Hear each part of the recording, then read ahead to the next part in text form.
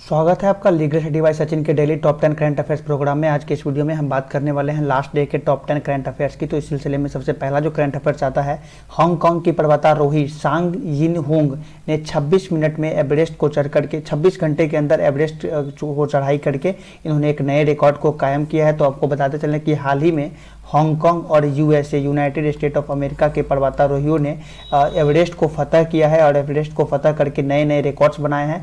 सबसे पहला रिकॉर्ड जो है हांगकांग का जो सांग यिन होंग है पर्वतारोही, इन्होंने 25 घंटे 50 मिनट में इन्होंने एवरेस्ट को पार कर लिया है। आपको बता दें कि किसी भी महिला के द्वारा, किसी भी लेडी के द्वारा ये सबसे तेज चढ़ाई करने का रिकॉर्ड इन्होंने बनाया है।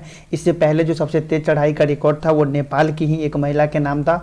वो 39 घंटे में उन्होंने चढ़ाई किया था, 39 आवर्स 6 मिनट में उन्होंने चढ़ाई किया था। उनका नाम था फुनजो झांगमो और लामो, फुनजो झांगमो लामो इनका नाम था। ये नेपाल की रहने वाली थी। इनके रिकॉर्ड को तोड़ते हुए सबसे तेज चढ़ाई करने का रिकॉर्ड, सबसे लेडी के रूप में एज ए लेडी सबसे तेज चढ़ाई करने का रिकॉर्ड बना लिया है हांगकांग की पर्वतारोही सांग यिन होंग ने। इन्होंने सिर्फ 25 घंटे 50 मिनट में चढ़ाई कर लिया है। इसके बाद जो नेक्स्ट रिकॉर्ड बनाया है वो यूनाइटेड स्टेट ऑफ अमेरिका के 75 ईयर्स के एक पर्सन ने, जिनका नाम था आर्थर मुइर। ये 75 वर्ष के थे और इन्होंने सबसे अधिक उम्र में एवरेस्ट चढ़ाई करने का, पर्वतारोही बनने का इन्होंने रिकॉर्ड अपने नाम किया है। हालांकि इन दोनों को अपने जो रिकॉर्ड के लिए इन्हें प्रमाण पत्र नेपाल के द्वारा नहीं मिलेगा। आपको बताते चले कि नेपाल सिर्फ आपके चढ़ाई करने की, एवरेस्ट चढ़ाई करने की पुष्टि करता है, कोई सर्टिफिकेट इसको लेकर के नहीं देता है। सर्टिफिकेट के लिए आपको दावा करना पड़ेगा। बात करते हैं अपने नेक्स्ट करंट अफेयर्स की। तो the centre has decided to transfer the money directly to their bank accounts under the mid day meal scheme for students of classes 1 to 8। तो केंद्र सरकार ने क्लास 1 से 8 तक के बच्चों के लिए, जो बच्चे, जब आपको बताते चले कि काफ़ी दिनों से स्कूल बंद हैं, जब स्कूल बंद हैं तो जब स्कूल खुले होते थे तब वहाँ पे मिड डे मील योजना चलता था। मिड डे मील योजना के तहत बच्चों को खाना दिया जाता था, लेकिन स्कूल बंद होने की वजह से मिड डे मील की जो योजना है वो अभी बंद पड़ी हुई है। और इसके लिए जो राशि है वो क्लास 8 से 8 तक के जो बच्चे हैं, स्टूडेंट्स हैं, उनकी डायरेक्ट बैंक के अकाउंट में इन राशि को भेजा जाएगा। इस कार्यक्रम का उद्देश्य क्या है सरकार का? तो यह निर्णय बच्चे के पोषण स्तर को सुरक्षित रखने के लिए कारगर साबित होगा, ऐसा केंद्र सरकार का मानना है। अगर ऐसा किया जाता है तो इसके लिए लगभग 118 मिलियन बच्चे जो हैं, 118 मिलियन बच्चे इसके लिए एलिजिबल हो जाते हैं। क्लास 1 to 8 पूरे कंट्री में 118 मिलियन, और इस योजना को चलाने के लिए लगभग 1200 करोड़ रुपए के खर्च होंगे। और ये जो मिड डे मील योजना है ये केंद्र सरकार प्रायोजित योजना है और इसका जो स्टार्टिंग हुआ था वो 1995 में ये योजना स्टार्ट हुआ था। बात करते हैं अपने नेक्स्ट करंट अफेयर्स की। तो Indian broadcasting foundation IBF to be renamed as Indian broadcasting digital foundation IBDF।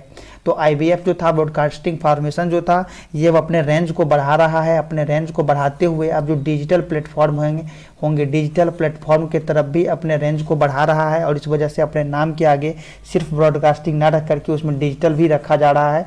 तो इसलिए अब IBF का नाम बदल करके IBDF हो जाएगा, इस बात को ध्यान में रखिएगा। बात करते हैं नेक्स्ट करंट अफेयर्स की। तो हाल ही में चर्चा में रहा है एप्पल स्कब क्या है? तो सेब में होने वाला एक बीमारी है, सेब में होने वाला एक प्रकार का बीमारी है जो कि एप्पल में हो जाता है। ये किसकी वजह से होता है? तो कवक की वजह से होता है। उस कवक का क्या नाम है जिसकी वजह से ये बीमारी होता है एप्पल में? तो उसका नाम है वेंटुरा इनिक्वालिस कवक की वजह से एप्पल में एक बीमारी हो जाता है। आपने हाल ही में सुना होगा, लास्ट ईयर हिमाचल प्रदेश में बहुत ज़्यादा मात्रा में एप्पल खराब पाए गए थे। इसके पीछे का रीज़न यही कवक था, वेंटुरा इनिक्वालिस। इसकी वजह से हिमाचल प्रदेश के ज़्यादातर एप्पल खराब हो गए थे। इस साल भी इस बीमारी के होने की संभावनाएं बताई गई है। जब इस तरह का बीमारी होता है तो जो फ्रूट्स होते हैं वो समय से पहले अपने पेड़ से गिर जाते हैं। बात करते हैं अपने नेक्स्ट करंट अफेयर्स की। तो black bug population has doubled in Odisha. तो ब्लैक बग जो है इसे कहा जाता है काला हिरन को ब्लैक बग के नाम से जाना जाता है। और ओडिशा का एक जगह है गंजाम, जहाँ पे ऐसा नोटिस किया गया है कि पिछले 6 ईयर्स में इनकी जो संख्या है ब्लैक बग के, काले हिरन की, वो दोगुना हो गई है। क्योंकि काले हिरन को लुप्त जाति के जानवर के रूप में रखा जा रहा है, लेकिन पिछले 6 साल में इनके जो संख्या दोगुना हुई है, ये काफ़ी हैरान करने वाली है और काफ़ी इंटरेस्टिंग भी ये डाटा निकल के आ रहा है। तो गंजाम में इस तरह की घटना हुई है 6 साल में, पिछले 6 साल में ब्लैक बग की संख्या दोगुनी हो गई है। साथ ही साथ आपको बताते चलें कि ब्लैक बग जो है हरियाणा, पंजाब और आंध्र प्रदेश का राजकीय पशु के नाम से भी ये जाना जाता है। ये राजकीय पशु है हरियाणा, पंजाब और आंध्र प्रदेश का। बात करते हैं अपने नेक्स्ट करंट अफेयर्स का, तो Aditya Gupta is the author of the book recently launched 7 lessons from Everest. तो 7 लेसन्स फ्रॉम एवरेस्ट जो बुक है, इसके राइटर कौन है? आदित्य गुप्ता इसके राइटर हैं। इस बुक से 1 करोड़ रुपए का फंडिंग जमा करने का ये सोच है, और इस फंड को कहाँ दिया जाएगा? इस फंड को एक चैरिटी में डोनेट किया जाएगा। ऐसा आदित्य गुप्ता ने खुद बताया है कि जो भी पैसे आएंगे उन्हें चैरिटी में डोनेट कर दिया जाएगा 1 करोड़ रुपीज़। तो इस बात को भी ध्यान में रखिएगा। बात करते हैं अपने नेक्स्ट करंट अफेयर्स की, तो themes of world hunger day 2021 SS ends hunger. तो 2021 का जो विश्व हंगर डे था, हंगर दिवस था, इसका थीम क्या था? SS ends hunger. ये दिवस कब मनाया जाता है? तो ये दिवस हर एक साल 28 मई को मनाया जाता है। सबसे पहली बार ये 2011 में मनाया गया था, और 2011 से ये लगातार मनाया जा रहा है प्रत्येक वर्ष 28 मई को। आपको साथ ही साथ ये भी बताते चले कि 107 देशों के लिए, 107 देशों के समूह के लिए एक रिपोर्ट जारी होता है, वर्ल्ड हंगर इंडेक्स, एक सूचकांक है, विश्व भूख सूचकांक ये जारी होता है। और इस भूख सूचकांक में भारत का जो स्थान है वो काफ़ी 94वां स्थान है, ये काफ़ी गंभीर स्थान है। और इसमें ऐसा भी बताया गया है कि भारत का जो 14% आबादी है, 14% ऑफ पॉपुलेशन जो है वो कुपोषित है। ये काफ़ी खराब डाटा है भारत के लिए।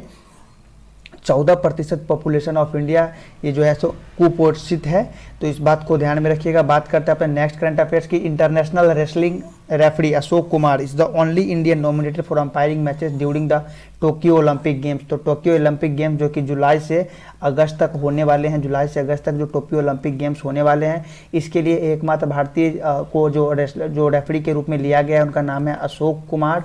और ये अशोक कुमार जो हैं जो रेफरी बनेंगे मैच में, तो किसी भी व्यक्ति को इंटरनेशनल मैचेस में रेफरी बनने के लिए उन्हें सबसे पहले लेना होता है सर्टिफिकेट, रेफरी का सर्टिफिकेट लेना होता है। इंटरनेशनल रेफरी लाइसेंस मिलता है उन्हें, और ये लाइसेंस इन्हें मिला था 2005 ईस्वी में। और जब से इन्हें लाइसेंस मिला है, ये 100 से अधिक इंटरनेशनल मैचेस में इस तरह का काम कर चुके हैं, रेफरी का काम कर चुके हैं।